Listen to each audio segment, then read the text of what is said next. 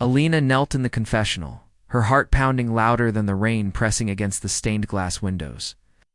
Her fingers nervously twisted the silver cross that hung around her neck, worn smooth from years of whispered prayers and silent questions. For a long moment, she said nothing, the stillness inside the church swallowing her uncertainty. Then, in a breath that barely escaped her lips, she spoke, voice soft and trembling. "I think I've committed a sin," the screen between them offered. No reply, only the quiet patience of the man who had been her father, her guide and her moral compass since she was 5 years old. "I think I've fallen in love," she continued, her voice more sure now, but tinged with a sorrow that felt heavier than guilt. "With someone who doesn't belong here. Someone not from this town, not from this life, not even from the world I've always believed in." Her confession hung in the air, thick with unshed tears and the weight of something deeper than longing. Outside, thunder rolled over the Vermont hills, low and distant, like a warning that didn't quite reach them inside. The candle flames trembled, gently casting flickers of light against the worn stone walls. Alina was 23, and for as long as she could remember, this chapel had been her entire universe. The old pews her playground, the hymns her lullabies, Father Daniel's man, who found her abandoned on the church steps, her protector and mentor who taught her how to see beauty in simplicity and strength in silence. She had never questioned her place in this quiet life until 2 months ago, when a stranger stepped through the chapel doors during a blizzard that turned the entire town into a white blur of isolation and stillness. That night, she had been extinguishing candles, humming an old lullaby when the heavy door creaked open, and the wind followed him in. The man was tall, soaked to the bone, bruised and bleeding from the temple. His voice was rough and raw when he asked, "Is this a safe place?" Something in his eyes made her nod before she even realized she was doing it. He said his name was Jack. Nothing more. And from that night forward, he returned often always quiet, always late, sitting alone in the last pew or standing at the back, watching the stained glass as if hoping to understand the stories they told. Alina didn't ask questions. He didn't offer answers. But over time, they talked sometimes about the weather, sometimes about forgiveness, and sometimes about nothing at all, just letting the silence speak for them.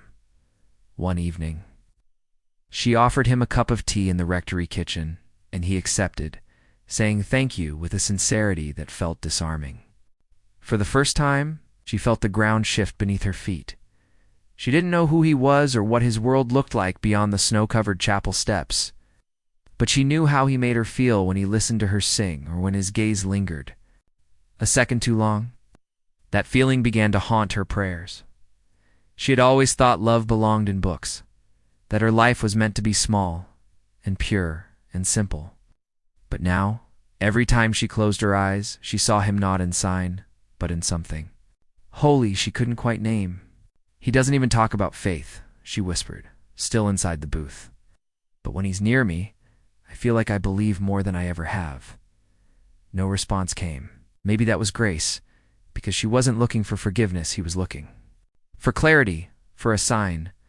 Rising slowly, Alina stepped out of the confessional, her feet light but her chest heavy. When she turned toward the church doors, she froze, there standing in the threshold once again, rain dripping from his coat, and something fragile in his eyes was Jack, and in his hand he held a single white rose. Alina stared at the white rose in Jack's hand, her breath caught somewhere between her lungs and her throat. The rain had plastered his dark hair to his forehead, and in the candlelight, she could see the old scar above his brow had faded too, a thin silver line. "I heard you," he said quietly, stepping further into the chapel. His voice carried across the stone floors like a confession of its own. "I didn't mean to listen, but I heard you." Heat flooded her cheeks. "We're outside. The confessional. I came to find you." He moved closer, each step deliberate. "Alina, there's something I need to tell you. Something I should have told you months ago." She pressed her back against the confessional door, her heart hammering against her ribs. "What are you talking about?" Jack stopped 3 feet away from her, close enough that she could see the conflict warring in his eyes. He held out the rose, and when she took it with trembling fingers, their skin brushed for the briefest moment. My name isn't Jack, he said. It's Julian. Julian Blackwell. The name hit her like cold water. Even in their small Vermont town, everyone knew the Blackwell name tech empire, billions of dollars. Scandal after scandal splashed across magazine covers and the grocery store checkout lines. That's impossible, she whispered. The Blackwells are rich, powerful, corrupt. His jaw tightened. Everything your world stands against. Elena's legs felt weak. She sank onto the nearest pew, still clutching the rose. Why did you lie to? Me, Julian ran a hand through his wet hair, leaving it disheveled, because I was running. 2 months ago, I discovered my mother was using our company's AI technology to manipulate employee data, stealing from pension funds, destroying lives for profit. When I tried to expose her, she had me followed. The accident that brought me here wasn't an accident at all. The pieces began clicking together in Elena's Mindess expensive coat that first night. The way he sometimes flinched when car doors slammed outside, how he always checked the windows before sitting down. Someone tried to kill you, she said, her voice barely above a whisper. They tried to silence me. I have evidence that could bring down the entire board, including my mother, but using it means going back to a world I never wanted to be part of again. He sat beside her on the pew, careful to leave space between them. I came here to hide, Elena, but I stayed because of you, because of me. The words came out breathless, because you made me remember what peace feels like, what it means to be seen for who you are, not what you own or what you can do for someone else. His dark eyes searched her face. That night when you offered me tea, when you didn't ask questions or judge me for showing up broken and bleeding, that was the first. Time in my life, someone had shown me kindness without wanting something in return. Elena looked down at the white rose in her hands. Its petals were perfect, untouched by the storm raging outside. So everything between us was based on a lie. No, the word came out sharp, almost desperate. Elena, look at me, when she raised her eyes to his, she saw something there that made her chest tighten. Raw honesty. Vulnerability so complete, it almost hurt to witness. Every conversation we've had, every moment of silence we've shared, every time I've watched you light those candles or listened to you sink that, was real. It's the most real thing in my entire life. He leaned closer and she caught the scent of rain. And something uniquely him. What I feel for you has nothing to do with Julian Blackwell, or his billions, or his family's empire. It has everything to do with the way you make me believe in something bigger than myself. Julian, she whispered his real name, testing how it felt on her tongue. I know this complicates everything. I know I should have told you sooner. But I was terrified that if you knew who I really was, you'd see me the way everyone else does, as a spoiled heir playing at redemption. Elena studied his face, seeing past the expensive bone structure to the man who had sat quietly in her chapel for months, never asking for more than her presence. What happens now? It depends on you. He reached into his coat pocket and pulled out a thick manila envelope. This contains everything's financial records, emails, recorded conversations, enough evidence to expose the corruption and put several people in prison, including my mother. You're going to turn it in? I have to. People have lost their life savings because of what she's done. Families have been destroyed. His hands tightened on the envelope. But once I do this, there's no going back. The media will descend like vultures. My face will be on every news channel in the country, and anyone associated with me will be dragged into the spotlight. Elena felt the weight of his words settle over her. Her quiet life, her simple world, it would all disappear. The moment his story broke. There's more, Julian continued, his voice barely audible above the rain. Before I turn this evidence over, I need to tell you something else. Something that changes everything. Elena's grip tightened on the rose. What? Julian's eyes met hers, and in them she saw a mixture of love and devastation that made her heart stop. Elena, I know who you are. I know who your real parents were. The chapel spun around her. What did you say, your mother? Julian whispered. She didn't abandon you. She was trying to save you. She was murdered for it. The white rose slipped from Elena's fingers, its petals scattering across the stone floor like fallen snow. The chapel seemed to tilt around her, the the familiar walls suddenly foreign and distant. "That's impossible," she breathed. "Father Daniel said she left me here, that she couldn't take care of me." Julian's face was grave in the flickering candlelight. "Your mother was Dr. Sarah Chen, one of the most brilliant forensic accountants in the country. She was investigating Blackwell Industries 23 years ago. Following a trail of embezzled funds that led straight to my mother's inner circle." Elena's hands were shaking now. She pressed them against her knees, trying to steady herself. "How do you know this?" "'Cause when I started digging into my mother's past crimes, I found the files she thought she'd destroyed. Your mother discovered that Victoria Blackwell wasn't just stealing from company fund. She was laundering money for criminal organizations, using tech startup investments as a front." The rain lashed against the windows harder now, as if the storm outside was trying to break through the glass. Elena felt like she was drowning in information that couldn't possibly be true. "Your mother gathered evidence, built an airtight case, but the night before she was supposed to testify before a federal grand jury, she realized someone had leaked her identity to Victoria." Julian's voice grew quieter. "She knew they were coming for her. So she brought me here," Elena whispered, the pieces falling into place with sickening clarity. "She drove through a blizzard with you in the back seat, a 5-year-old who kept asking why Mommy was crying. She chose this chapel because she'd researched Father Dan Elknu. He was a good man who would protect you, hide you, give you the life she couldn't." Elena remembered fragments, now flashes of memory she'd always dismissed as childhood dreams. A woman with kind eyes and gentle hands, singing softly in a language that wasn't English. The smell of jasmine perfume, the weight of being carried through falling snow. "A broken bracelet," she said suddenly. "I was holding a broken bracelet when Father Daniel found me." Julian nodded grimly. "Your mother's." "It was torn off during the struggle." "The struggle?" Elena's voice was barely a whisper. "They found her car wrapped around a tree on Highway 89. 20 miles from here. The police ruled it. An accident said she lost control in the blizzard. But the forensic photos showed defensive wounds on her hands, and the toxicology report found traces of a paralytic drug in her system." Elena doubled over, her stomach churning. All these years, she'd believed her mother simply hadn't wanted her. The abandonment she'd carried like a scar across her heart had been an act of desperate love. "She died protecting me," Elena said, the words tasting like ashes. "She died protecting the truth. And you." Julian reached for her hand, but she pulled away, standing abruptly and walking toward the altar. "Are you telling me this now?" she demanded, whirling to face him. "Not leave me in ignorance? Let me keep believing the lie that's kept me safe all these years?" Julian stood slowly, his movements careful as if approaching a wounded animal. "Because I can't expose my mother's crimes without exposing yours too. The evidence of your mother's murder is part of the case. When this goes public, reporters will connect the dots. They'll find you." Elena felt the walls of her small, protected world crumbling around her. "So I have no choice." "You do have a choice."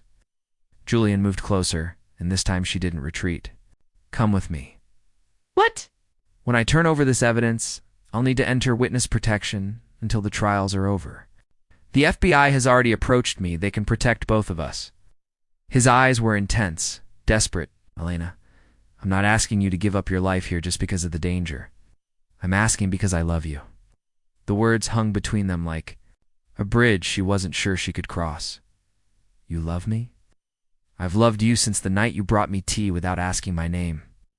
I've loved you through every song you've sung, every prayer you've whispered, every moment of peace you've given. Me in this chapel?" He stepped closer, close enough that she could feel the warmth radiating from his body. "But more than that, I love who I am when I'm with you. You make me want to be the man my father hoped I'd become before he died." Elena's resolve wavered. "Julian, I don't know anything about your world. I've never been further from this town than Burlington. I don't know how to be anyone other than the chapel's orphan girl." "You're not an orphan," Julian said fiercely. "You're the daughter of a hero, a woman who died fighting corruption and injustice. That courage is in your blood, Elena. I've seen it in the way you care for people, the way you opened your heart to a stranger who showed up bleeding on your doorstep." Before she could respond, the chapel doors burst open with a bang that echoed through the sacred space. Elena spun around, expecting to see Father Daniel returning from his evening rounds. Instead, a woman stepped through the doorway, silver-haired, dressed in an expensive black coat that hadn't been touched by the rain. Behind her came two men in dark suits, their hands resting inside their jackets in a way that made Elena's blood run cold. "Julian, darling," the woman said, her voice carrying the crisp authority of someone accustomed to being obeyed. "You've led us quite a chase." Julian stepped in front of Elena, his body tense as a coiled spring. "Hello, Mother." Victoria Blackwell smiled, but there was nothing warm in the expression. It was the smile of a predator who had finally cornered her prey. "And this must be little Sarah Chin's daughter," Victoria continued, her gaze sliding to Elena with calculating interest. "My, how you've grown. You look just like her, you know." Same stubborn chin, same naive eyes. She tilted her head. "I do. Hope you're not planning to repeat your mother's mistakes." Elena felt Julian's hand find hers, his fingers interlacing with her own. The simple gesture gave her strength she didn't know she possessed. "The only mistake my mother made," Elena said, surprised by the steadiness in her own voice, "was trusting that justice would protect her." Victoria laughed, a sound like breaking glass. "Oh, my dear child. Justice is such a relative concept." She nodded to the men behind her. "Gentlemen, please retrieve the envelope my son is carrying. Do try not to damage these lovely old windows. I'd hate for this historic chapel to suffer any accidents." The two men moved forward with practiced precision, but Julian was faster. He grabbed Elena's hand and pulled her toward the side door that led to the rectory, shouting over his shoulder, "The envelope isn't here, Victoria. Not that stupid they."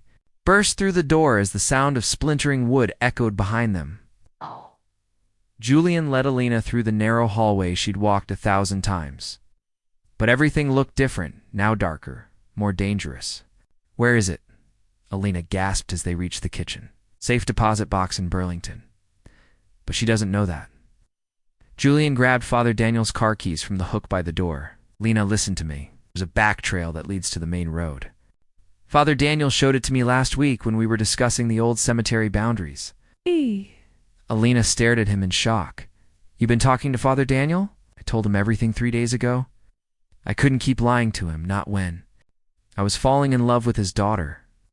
Julian's eyes were fierce with urgency. "The one who suggested I tell you the truth tonight.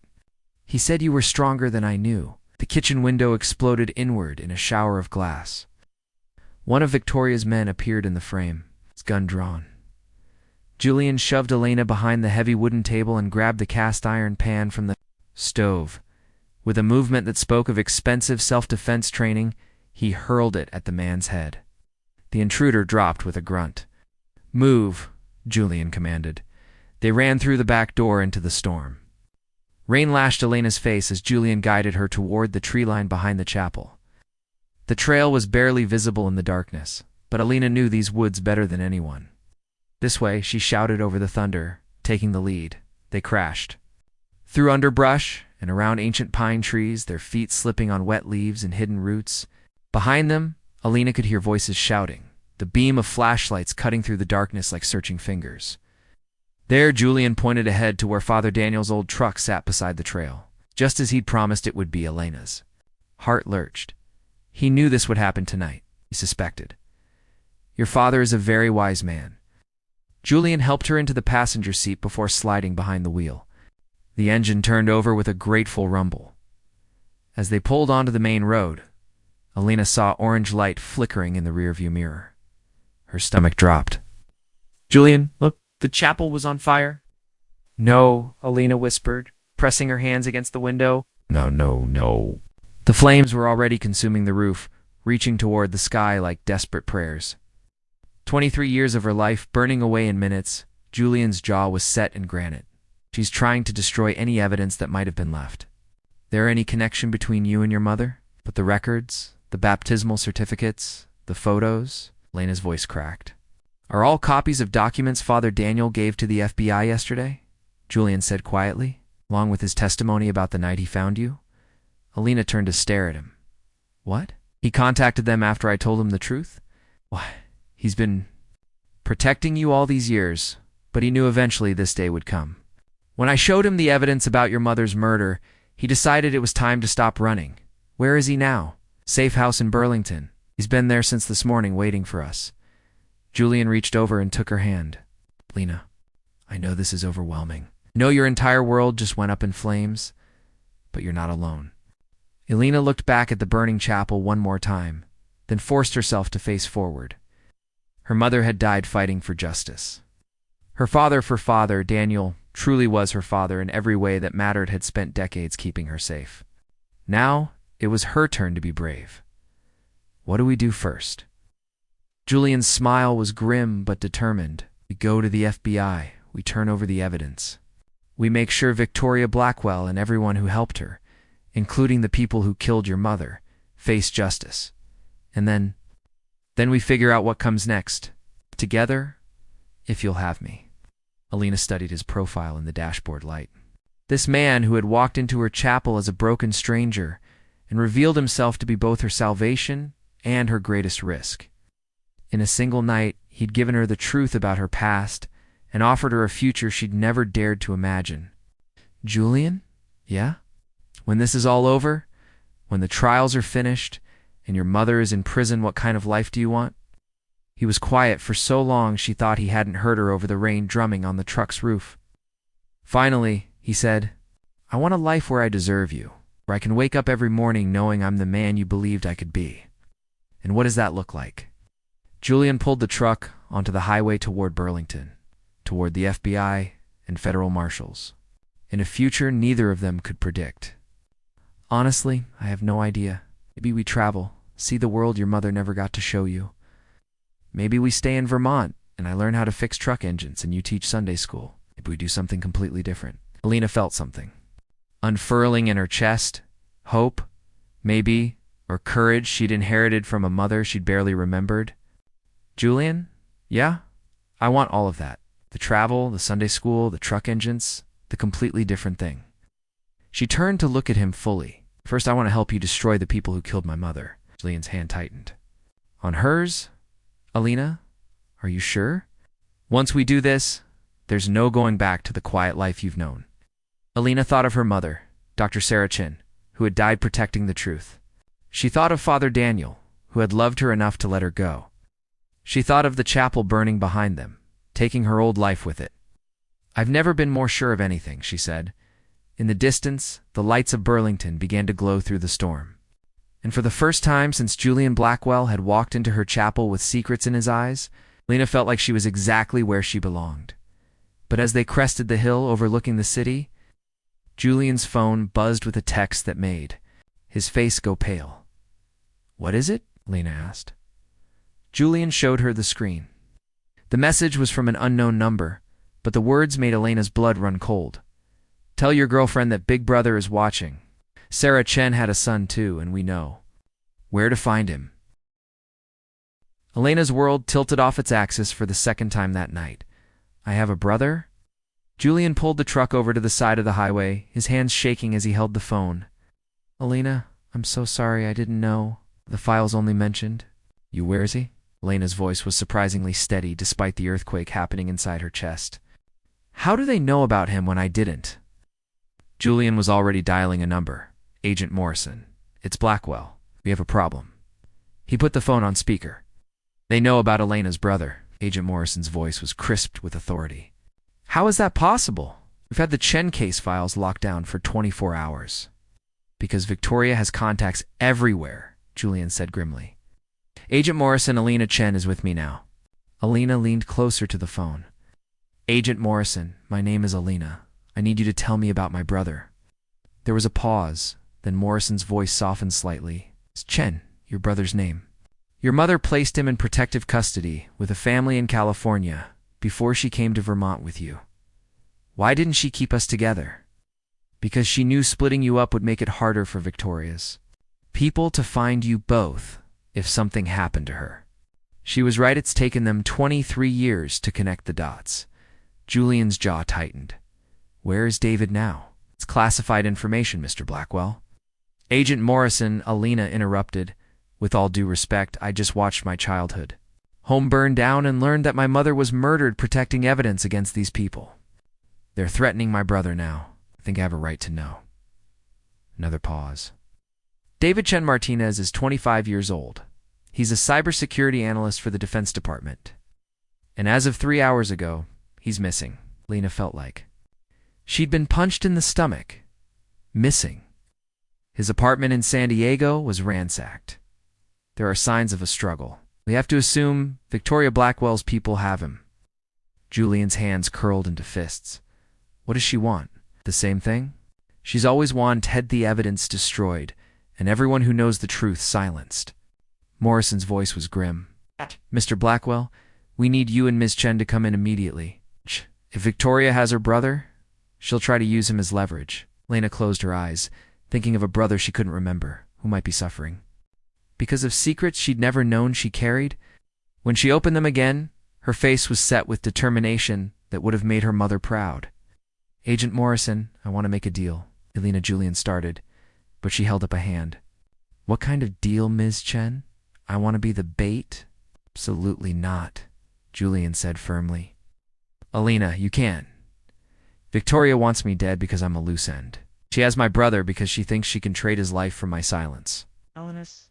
The voice grew stronger with each word. But what if we turn that around? What if we make her think she's winning? Agent Morrison was quiet for a long moment. What are you proposing? Julian still has the original evidence, right? The files that prove Victoria killed my mother and stole millions from Blackwell Industries. Yes. Then we tell Victoria I'll trade myself for my brother. But instead of just me walking into her trap, we make it the biggest trap she's ever walked into. Julian grabbed her hand. Elena, if something goes wrong, then my brother dies. You live with the guilt forever, and Victoria Blackwell gets away with murder. Again, Elena turned to face him fully. Julian, you said my mother was brave? That I have her courage. Let me prove it. The phone crackled with static before Morrison spoke again. Miss Chen, what you're suggesting is incredibly dangerous. We're talking about a woman who is killed to protect her secrets. I know. She's also arrogant. She thinks she's smarter than everyone else. That she can manipulate any situation to her advantage. Elena smiled, and there was something fierce in the expression. What she doesn't know is that I spent 23 years learning from one of the wisest men I've ever known. Father Daniel taught me that sometimes faith means walking into the fire, trusting that love is stronger than fear. 6 hours later, Elena stood in the lobby of the Blackwell Industries building in downtown Burlington, wearing a wire that was so small she couldn't even feel it. Through the earpiece hidden beneath her hair, she could hear Julian's voice. Right here, Elena. 50 feet away with a dozen federal agents. You're not alone. Victoria Blackwell emerged from the elevator looking every inch the powerful CEO, except for the slight tremor in her hands that suggested she was running on adrenaline and desperation. Elena, my dear, I'm so glad you decided to be reasonable. Is my brother? Victoria smiled that predator's smile again. Safe. For now. Did you bring Julian's evidence? Elena held up a USB drive. Everything. Financial records, recorded conversations, photos from my mother's investigation, but I want to see David first. Victoria nodded to someone behind Elena. A door opened, and a young man was pushed into the lobby. He was tall like Elena, his hands were bound, and there was a bruise on his temple, but he was alive. Elena? David's voice was confused, hopeful. Is that really you? You look just like the pictures Mom used to show me. Elena's throat closed with emotion. Hi, David. I'm sorry it took me so long to find you. How touching, Victoria interrupted. The evidence, Elena. Elena held out the USB drive, but as Victoria reached for it, she pulled it back slightly. First, I want you to know that I remember now. Remember what? The night Mom left me at the chapel. Remember her crying, holding both of us. I remember her telling us that we had to be brave, that someday we'd find each other again. Elena's eyes never left Victoria's face. But mostly I remember what she said about you. Victoria's composure cracked slightly. What did she say? People like you think power makes them untouchable. But the truth has a way of catching up with everyone eventually. Elena dropped the USB drive on the marble floor and stepped on it, crushing it under her heel. Victoria's face went white with rage. You stupid little girl. That was the only copy. No, Elena said calmly. That was a decoy. Julian turned over. The real evidence to the FBI yesterday, along with Father Daniel's testimony and recordings of this entire conversation. The lobby suddenly filled with federal agents, their guns drawn. Victoria looked around wildly as Agent Morrison approached. Victoria? Blackwell, you're under arrest for murder, fraud, money laundering, and kidnapping. As they led Victoria away in handcuffs, she turned back to Alina with pure hatred in her eyes. This isn't over, little girl. Yes, it is, Alina replied. It ended 23 years ago when my mother made sure the truth would survive no matter. What happened to her?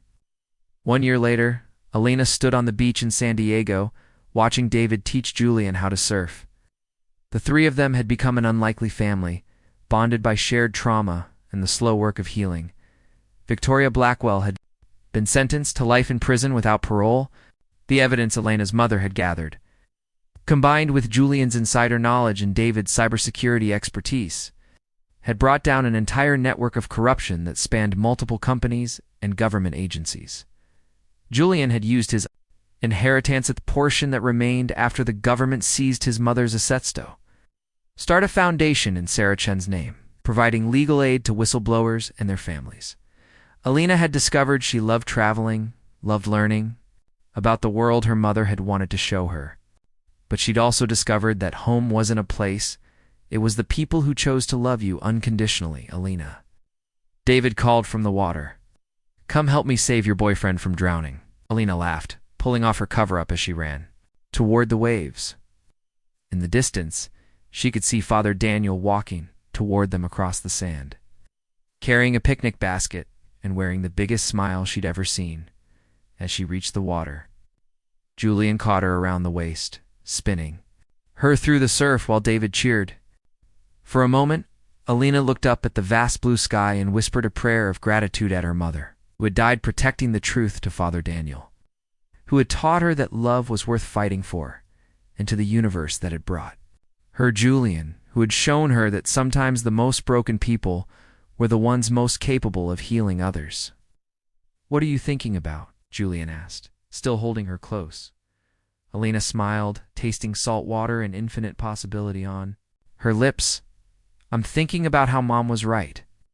The truth really does catch up with everyone eventually, and sometimes it brings you exactly the family you were meant to have. Julian kissed her then, soft and sure, while David splashed them both, and Father Daniel cheered from the shore. Alina closed her eyes and felt the sun warm on her face, knowing that after 23 years of questions, she had finally found all her answers. The end. Like this video if the story touched your heart. Subscribe for more emotional tales and share with someone who believes in the power of true love. Let us know in the comments. We love connecting with our global community of romance lovers.